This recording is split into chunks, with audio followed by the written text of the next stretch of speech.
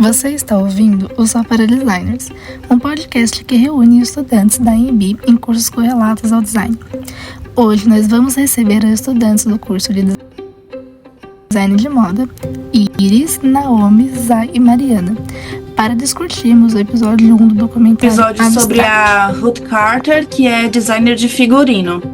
Então a gente veio aqui hoje para discutir os pontos que a gente achou mais interessantes e mais relevantes sobre esse documentário. Quem quer começar? A parte do teatro e a figurinista de teatro, certo? E ela tinha esse apego por costura e tudo mais, e até hoje tem sua primeira máquina, né?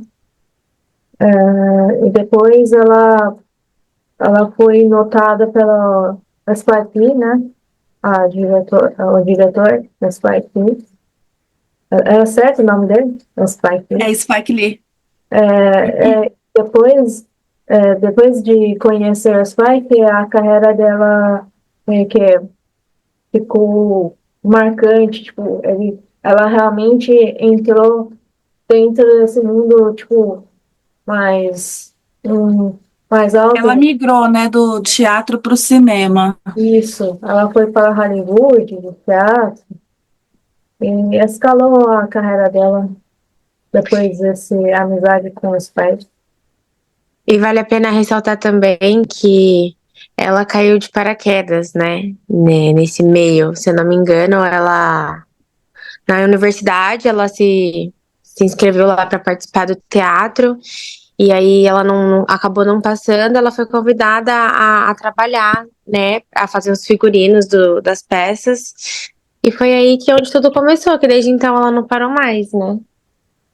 Sim. Continuou criando os seus figurinos. E além disso, ela não só cria figurino, né? Ela sempre procura criar uma história. Ela cria a história, as pessoas olham para as peças dela e enxergam a história, o contexto que está sendo falado, né? Ela faz com que as pessoas refletem, né, em questões sociais, culturais. E ela sempre procura deixar uma autenticidade em tudo que ela faz, né? Até porque eu acredito que tudo que ela cria é bem único, assim, muito especial.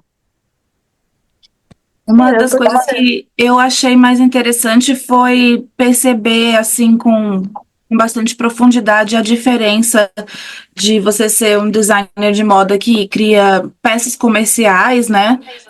Cria roupas que as pessoas vão estar comprando, utilizando, de você ser designer para figurinos, que a gente já sabia, né, que é uma coisa diferente e tudo, mas me chamou muito a atenção a entender como é que é esse processo criativo, porque realmente o figurino faz parte da história que está sendo contada, ele complementa o roteiro e tudo, cada detalhezinho das peças do figurino são muito bem pensados, nada tá ali ao acaso, nada tá ali, assim, sem razão ou só porque vai ficar bonito, vai ficar legal. Cada detalhe dos figurinos tem todo um contexto a partir do que vai se encaixar no roteiro e a mensagem que querem transmitir com o personagem, e até para a gente entender melhor quem é esse personagem que está sendo retratado, né? Porque existe um narrativo, certo? O narrativo do filme, da peça, e ela fica estudando essa narrativa com muito detalhe, com muito atenção, e faz pesquisa sobre esse narrativo, sobre esse roteiro que é dado para ela, e depois faz o mood board, certo? Pesquisa de material, pesquisa histórica, e é interessante notar que ela é uma pesquisadora, primeiramente, antes de tudo, né? Mesmo tudo isso, ela também expõe seus sentimentos nesse episódio, né, nesse documentário, mostrando que ela também tem insegurança, que ela também tem medo, que ela também chora, que ela também fica nervosa quando ela recebe um roteiro como, por exemplo, do Pantera Negra, que ela ficou espantada, que ela ia dormir chorando realmente, justamente por ser uma grande responsabilidade. Ela sabe que representar pessoas que, por exemplo, já se foram, também é uma grande responsabilidade, porque ela quer deixar e respeitar o legado daquela pessoa, quer emocionar, quer representar e dar homenagear, no caso, essa pessoa que já se foi. Então, por isso que o trabalho dela é tão apurado, porque ela quer mostrar a beleza daquela pessoa também. Tanto, mesmo, por exemplo, como Dolemite, que ele era um cafetão, ela conseguiu deixar ele perfeito, ela conseguiu caracterizar ele muito bem com as cores, com a forma, com as roupas, porque cada uma era da medida dele certinho, exatamente do tamanho dele. Então, eu acho que é incrível isso, porque ela respeita os personagens fielmente, independente de qual que seja, ela sempre vai deixar o lado humano ali. E também isso era um ponto que um dos atores que já se passaram com ela, né, no caso, ressaltou que os seus figurinos não deveriam nem se chamar figurinos, deviam se chamar roupas, simplesmente porque ela consegue ressaltar que é um ser humano, mesmo com roupas que, no caso, figurinos que são de super-heróis, ela consegue trazer o lado humano ali.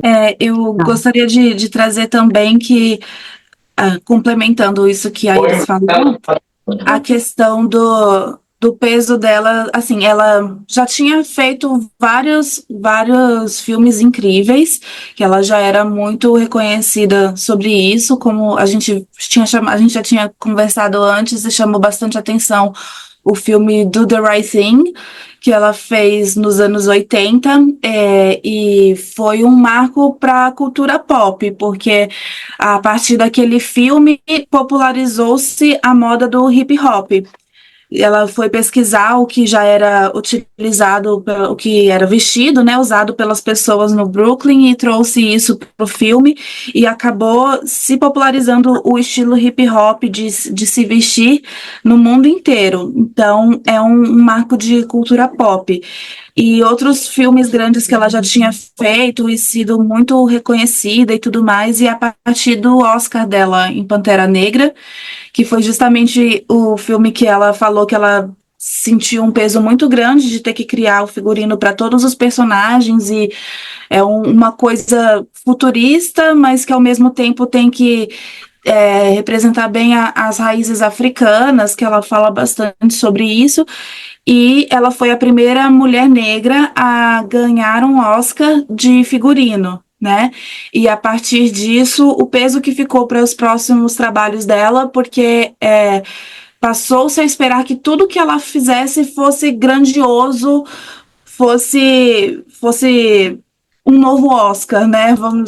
Acho que dá para dizer assim.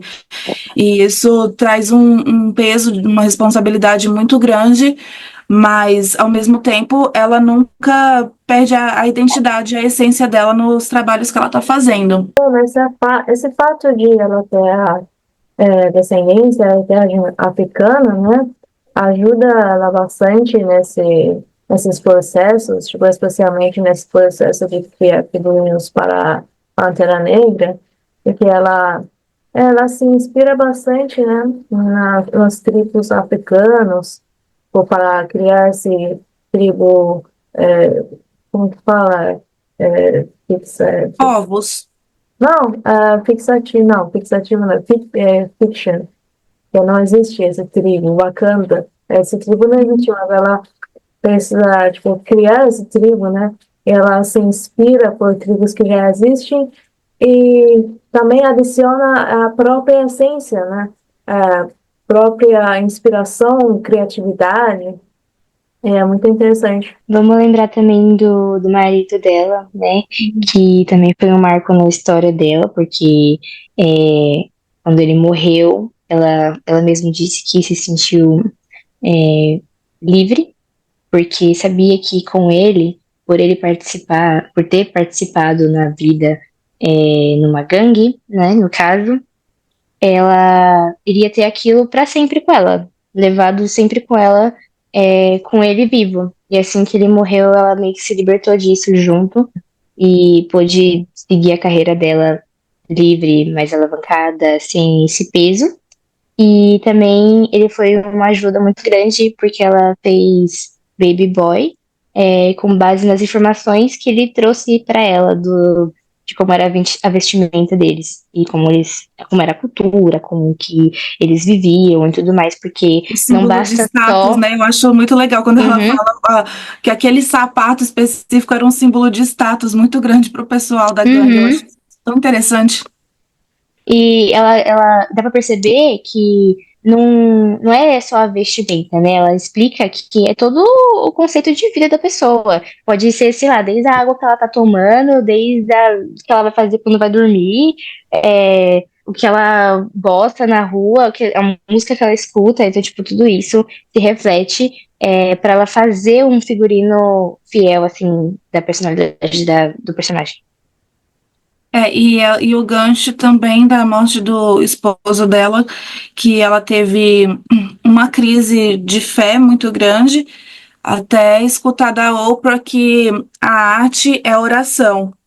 E aí isso ainda trouxe um significado mais especial ainda nas criações dela, né? Assim, não que ela tenha falado isso, a forma que eu vejo, que se tornou ainda mais especial, porque é uma expressão tão grande dos sentimentos dela que é até a forma dela de lidar com a fé dela, né? Que é essa expressão através da arte. E influencia a gente também, né? Entender que as nossas criações também podem ser orações. Porque ela falou assim que criar